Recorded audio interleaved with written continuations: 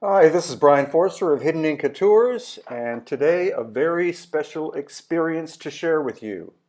As is documented in my new book, Lost Ancient Technology of Egypt, Volume 2.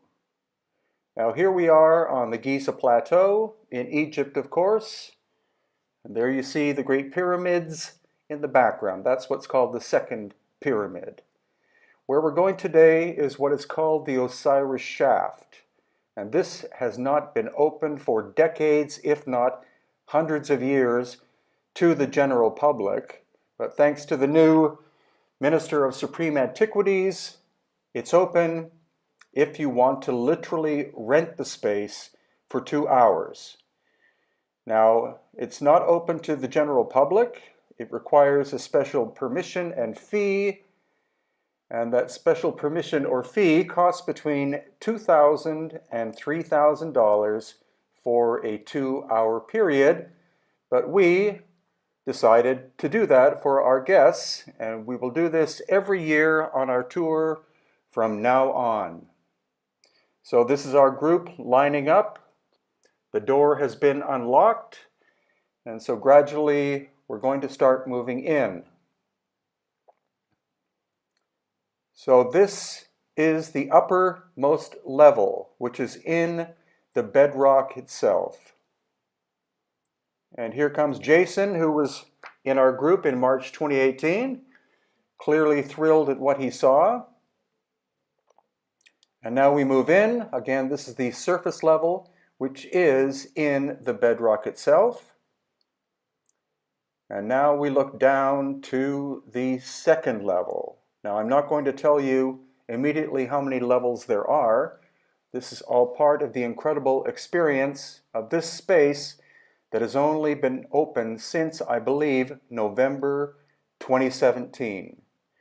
Now, this is down in the second level. You can see it's quite small. Nothing too incredible to look at in this space, except the fact that, again, it's cut in the bedrock. And this is giving you a view from the second level with the ladder up to where we first enter.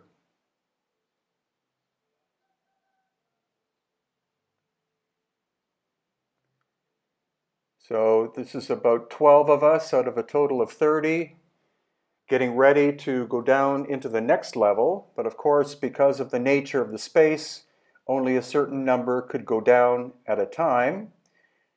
But this is looking down into what is the next level of the Osiris shaft.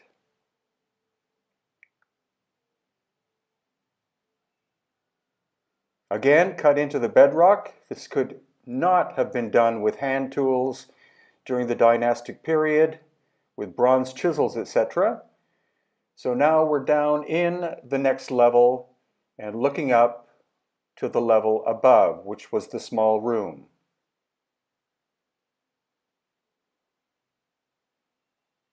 You can see the ladder on the right is very rickety, but a newer one was installed, which is on the left-hand side, and it is quite a safe experience to go down.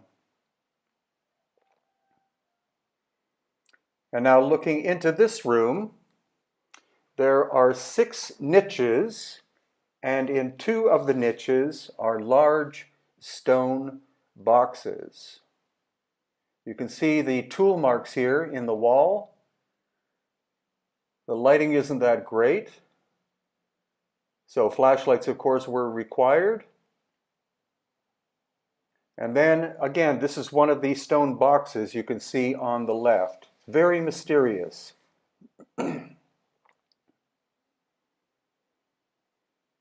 So this is moving into one of the niches. Again, 4 of them are empty. What has happened to the actual boxes, excuse me, if they were even in there, is unknown. But now we're going to focus on this, which is one of the boxes that has this very mysterious goo-like organic material on the surface and also inside. Next time we go in, I would like to actually take a sample in order to find out what that material is. It doesn't appear to simply be fire or smoke, because there's very little smoke on the ceiling. It seems as though something happened to whatever or whoever was inside the box, like an explosion of some kind. And then this is the other box, which is more roughly shaped. And inside, mysterious, massive damage, again, as if the interior of the box exploded. Very strange. This isn't simply tomb robbers going in and trying to extract material from the interior. There's some kind of chemical process went in here which is very weird. So again, looking up the ceiling, there are bits of splat, but not what I would call smoke or carbon material from a flame. Some other kind of strange phenomenon occurred here. And this box, supposedly the material is not granite, it's not basalt, it's not syenite, it's not diorite. It's a stone that is not found in Egypt. So weighing in at a minimum of 30 tons, where did this stone come from? How was it shaped? And how was it brought down the shaft system into this niche? Here again you can see the tool marks, very similar, almost scraping like tool marks. And then we're looking down into what will be the actual bottom level of the Osiris shaft. This is Yusuf Awiyan, who was one of our guides. The water that he's in is crystal clear, and he's standing on top of another giant box that's submerged underwater.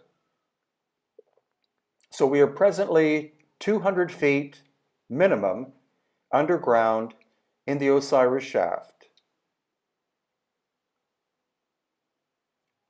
And there is underground water, of course, at Giza. But this water is crystal clear. So where exactly did it come from? And was it intended that this water be in there and be part of whatever process this structure originally performed? Because they call it a symbolic tomb, which is a really cheap way of saying we don't understand what this was made for, who made it, and when it was made. It's clearly megalithic, and thus it's likely at least 12,000 years old and was found by the dynastic Egyptians. They did not construct this, because this possibly could be beyond 21st century technology that was involved, which we see also at other places in ancient Egypt. The clear signs of lost ancient high technology that was present long before the time of the pharaonic people. I believe the stone is called dacite. I might be wrong. That would be D-A-C-I-T-E. Interestingly, inside this niche is a recessed area where a human-sized sarcophagus could have once been. That could have been an actual dynastic burial, but the other two boxes and the ones submerged underwater were beyond the technological capability of the dynastic Egyptians, and thus has to be much, much older.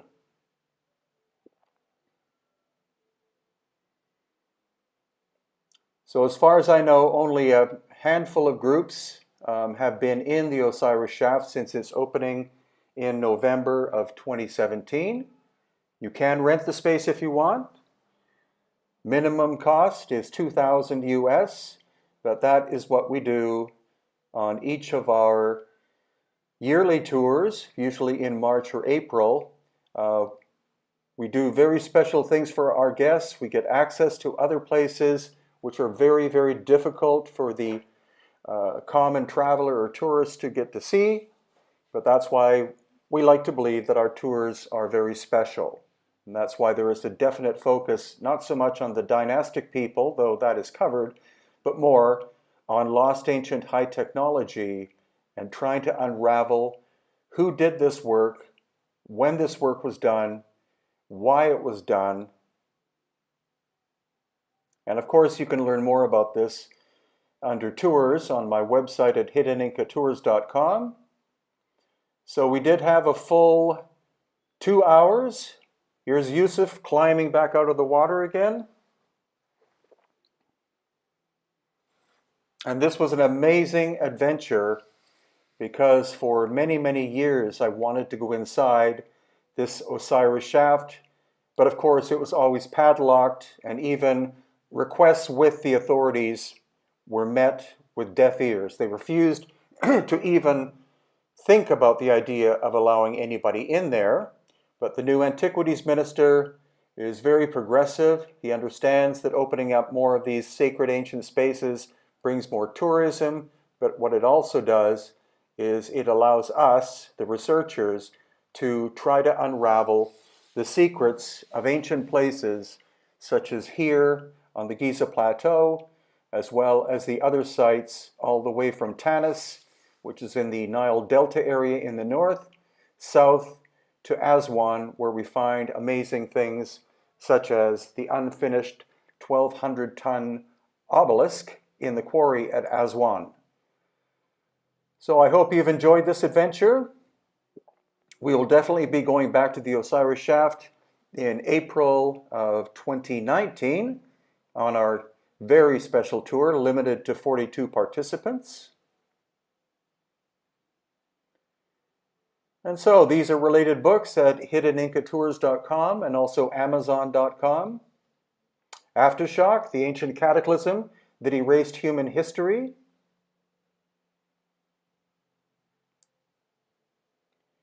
Lost Ancient Technology of Egypt.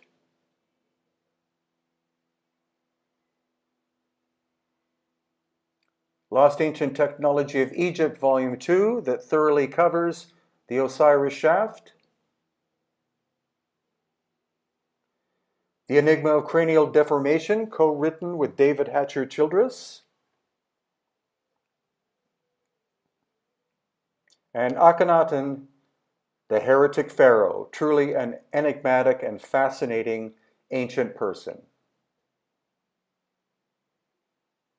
And these are our upcoming tours for 2019, as all the 2018 ones are full. Advanced Technologies and Wisdom of the Ancients Tour of India in January 2019. Mexico Ancient Technology Tour. There are megalithic sites in Mexico. That's February 2019. And Egypt, Lost Ancient High Technology and Metaphysics in April of 2019.